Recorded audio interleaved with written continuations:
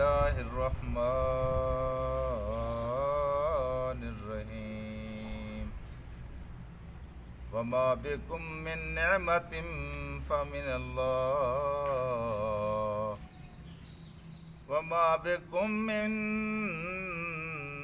نعمة فمن الله ثم إذا مسكم الضر فإليه تجأرون صدق اللہ العلی العظیم۔ کوئی نعمت بھی جو تمہارے پاس موجود ہے وما بکم بنعمت من اللہ، وہ اللہ تبارک و تعالیٰ کی طرف سے عطا کرتا ہے۔ کل جو موجود تھی وہ بھی، آج جو موجود ہے وہ بھی، آئندہ کل بھی جو آپ کے پاس موجود ہوگا وہ کس کا ہوگا؟ وہ میرے اللہ کا عطا کردہ ہوگا۔ پھر اللہ پاک نے فرمایا ہے کہ فما بکم من نعمت من اللہ، جو کچھ تمہارے پاس نعمت ہے یہ اللہ کی طرف سے ہے۔ ثم اذا مسکم الضر، پھر دوسری کیفیت وہ ہوتی ہے جب تمہیں تکلیف پہنچتی ہے، فَإِلَيْهِ تَجْأَرُونَ، تو پھر تم بڑے گڑ گڑاتے ہو۔ حضرات، انسان کی تین حالتیں اور تین کیفیتیں ہوتی ہیں، اور ان تین کیفیتوں میں انسان کو پرکھا جا رہا ہوتا ہے۔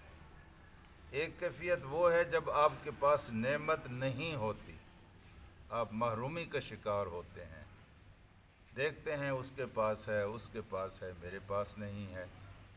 ایک وہ کیفیت ہوتی ہے کہ جب پھر آپ کو نعمت مل جاتی ہے، آپ کی حسرتیں پوری ہو جاتی ہیں، آپ کے ارمان نکل جاتے ہیں، جو چیز آپ چاہ رہے تھے وہ چیز آپ کو میسر آ جاتی ہے۔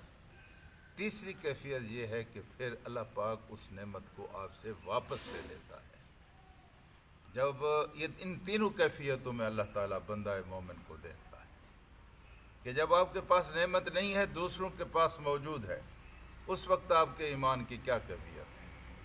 پھر آپ نے اللہ سے دعا مانگی، اللہ پاک نے آپ کو نعمت عطا کر، پھر آپ کے ایمان کی کیا کیفیت ہے؟ اور پھر اللہ پاک نے اپنی مشیت کے تحت آپ سے اپنی دی ہوئی امانت یا نعمت واپس لے لی، اور پھر آپ کی کیا کیفیت ہے؟ ان تینوں کیفیتوں میں انسان کو جانچا جا رہا ہوتا ہے، پرکھا جا رہا ہوتا ہے، اور انسان سمجھے کہ یوں نہیں ہے کہ بس نعمت ملی ہے تو میرا حق تھا، چلی گئی ہے تو یہ بھائی اللہ تبارک و تعالیٰ آزمانے کے لیے سب کچھ کرتا ہے۔ اس کے خزانے بے بہا ہیں، وسیع ہیں، کسی کو دینے پہ آئے وہ دے سکتا ہے، کسی سے لینے کے لیے فیصلہ کرے تو کوئی اس کے ہاتھ کو روک نہیں سکتا۔ میرے عزیز بھائیو، نعمتیں جتنی ہیں وہ اللہ تعالیٰ کی طرف سے ہیں، اور حضور کریم صلی اللہ علیہ وآلہ وسلم نے یہ بات ارشاد فرمائی ہے کہ نعمت مصیبتوں کو زائل کرتا ہے، مصیبتوں کو دور کرتا ہے۔ 16 لوگوں کا آپ نے نام لیا، نام لے لے کر۔ ایک کے اوپر موت آئی تھی، موت کا فیصلہ ہو چکا تھا، لیکن اس نے یہ نیکی کی، اللہ تبارک و تعالیٰ نے ٹال دیا۔ کسی کا ایکسیڈنٹ ہونا تھا، اس نے یہ نیکی کی، اللہ تبارک و تعالیٰ نے اس سے وہ مصیبت ایکسیڈنٹ کو ٹال دیا۔ یعنی 16 لوگوں کا آپ نے نام لیا۔ آخر میں ایک لڑکے کا آپ نے نام لیا کہ ایک لڑکا تھا کہ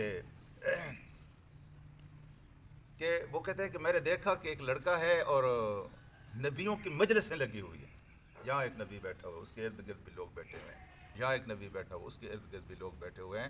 تمام انبیاء نے اپنی مجلسیں آباد کی ہوئی تھیں اور لوگ ان مجلسوں میں شریک ہو رہے تھے۔ ایک لڑکا تھا، اس کو کسی مجلس میں شریک ہونے نہیں دیا جا رہا تھا۔